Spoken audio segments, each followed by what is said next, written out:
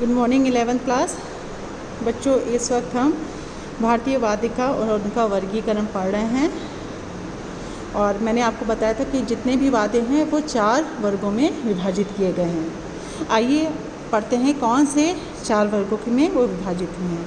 बच्चों ये वर्गीकरण का श्लोक है, इसको आप पढ़ लीजिएगा। पहला वर्गीकरण है तत्वाद्य। इस श्रेणी में वे वाद्य आते हैं जिनमें स्वरोत्पत्ति तार, रेशम अथवा तात के आंदोलन द्वारा होती है, जैसे कि सारंगी, वायलिन, इसराज, संदूर, सितार, सरोद आदि। बच्चों जो वाद्य तार से बने होते हैं, जिन वाद्यों में तार होता है, जैसे सितार में तार है, आप देखते होंगे, गिटार में तार है, सरोद, इन सब जो भी वाद्य हैं जो इसमें तार पतली पतली खिंची होती है वो क्या है, वो तत्वाद्य में आते हैं। त से तार, त से तत्वाद्य। इन वाद्यों को 2 उपभोग विभागों में बांटा जा सकता है। बच्चों इसमें भी 2 भागों में बांटा है तत्वाद्य को भी। प्रथम वे वाद्य जिसमें उंगलियों, मिजराब तथा जवा के आघात से बजाया जाता है, जैसे सितार, सरोद। द्वितीय वाद्य जो गज, छड़ी, स्टिक द्वारा बजाया जाता है, जैसे सारंगी, इसराज तथा वायलिन। बच्चों इसको भी 2 तरीके से बजाया जाता है। पहला तत्वाद्य उसे जो उंगलियों से, जैसे कि सितार को उंगलियों से आप देखेंगे कि जो भी कलाकार उसको बजाता है वो उंगलियों द्वारा उसको बजाता है। दूसरा आप देखेंगे वायलिन, जिसको शोल्डर पे, कंधों पे रख के बजाया जाता है, वो क्या एक स्टिक से बजाया जाता है। तो जो छड़ी से भी बजाया जाता है और हाथों से बजाया जाता है। तत्वाद्य में भी वाद्य को 2 प्रकार से बजाया जाता है। तो ये आपका पहला रहा तत्वाद्य। दूसरा हम पढ़ेंगे सुषिर वाद्य।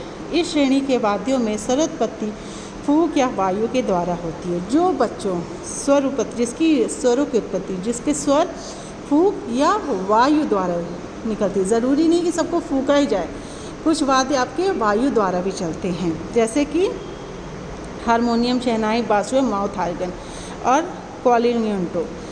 तो ये आपका क्या है, ये आपको सुषिर वाद्य में आते हैं। इसमें क्या है कि जो देखिए, अब इसमें शहनाई फूंक के द्वारा मुंह पे लगाते हैं, इसको फूंक के द्वारा बजाते हैं। बांसुरी भी फूंक के बजाई जाती, माउथ ऑर्गन भी और क्वालिनियंटो भी आपको ये बजाई जाती है। पर हारमोनियम आपने अपने स्कूल में देखा है, प्रेयर करते वक्त जब मैम बजाती हैं वो क्या हाथ से उसको प्रेशर करती है, इसको ऐसे दाबती हैं। तो जिसमें हारमोनियम में जब हवा भरती है तो तब जाके उसमें से स्वर की उत्पत्ति होती है, क्योंकि इसमें लिखा है ना फूंक या वायु द्वारा। तो हारमोनियम जो है वो वायु द्वारा बजती है, पर शहनाई, बांसुरी ये सब क्या होता है, ये फूंक द्वारा बजता है। तीसरा आता है घन वाद्य। जिस वाद्यों में स्वर लकड़ी या अन्य किसी वस्तु के आघात से निकलती है, घन वाद्यों की श्रेणी में आता है, जैसे कटताल, मंजीरा, खड़कताल, जल तरंग, काश तरंग और नल तरंग। बच्चों ये वाद्य आपको थोड़ा कम देखने को मिलेंगे, पर इसको किस तरह से बजाते हैं, जो स्वर लकड़ी या किसी वस्तु से आघात की जाती है, उसे घन वाद्य। आप जैसे कि काश तरंग, ये आप जब अपने मोबाइल, अपने गूगल में आप देखेंगे, ये इसको आपको तब उसकी पिक्चर्स आपको दिखेंगी, क्योंकि ये वैसे बहुत कम दिखते हैं सब वाद्य। मंजीरा आप अधिकतर देखते हो कि मंजीरा शादी ब्याह या भजन कीर्तन में मंजीरे का प्रयोग होता है। वो पीतल के 2 कटोरी होती है जिसको बजाया जाता है। उसी तरह जल तरंग बच्चों कई तरह की कटोरियाँ होती, उसमें पानी भर के उसको बजाया जाता है। तो ये आते हैं घन वाद्य। अब आता है चौथा और आखिरी अवनद्य वाद्य। उपयुक्त तीनों प्रकार के वाद्य स्वर प्रधान वाद्य हैं। ये जो हमने तीनों प्रकार के वाद्य को पढ़े वो क्या है, ये स्वर प्रधान है, मुख्य प्रधान है ये। परंतु अवनद्यवाद लय प्रधान होते हैं। अवनद्यवाद मतलब ये जो आप जिसके बारे में पढ़ने वाले अवनद्यवाद, ये लय प्रधान है, जो संगीत में लय कायम रखने तथा ताल को दिखलाने के काम आते हैं, इसलिए ये अधिक महत्वपूर्ण है। इस प्रकार के वाद्यों के मुंह पर चमड़ा मढ़ा होते हैं। अब आप अपने दिमाग में ये जोड़ दीजिए कि कौन कौन से वाद्य हैं जिस पे कि चमड़ा मढ़ा होता है।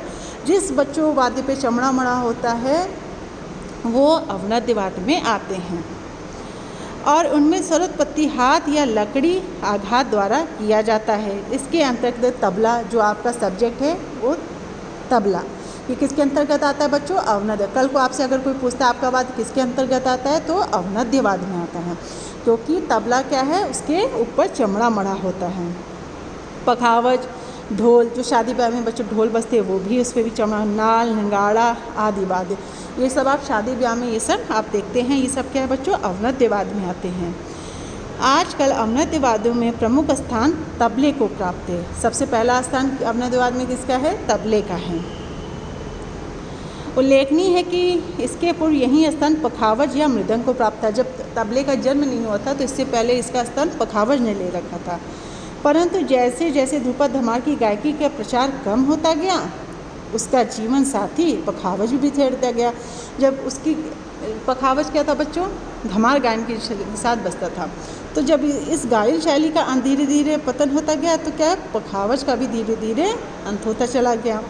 जब से ख्याल ठुमरी का प्रचार अधिक बढ़ गया तो तबले की उन्नति, और आज तो इतना उपयोग बढ़ गया है कि अवनद्य वाद्यों के स्थान पर भी इसका प्रयोग किया जाने लगा है।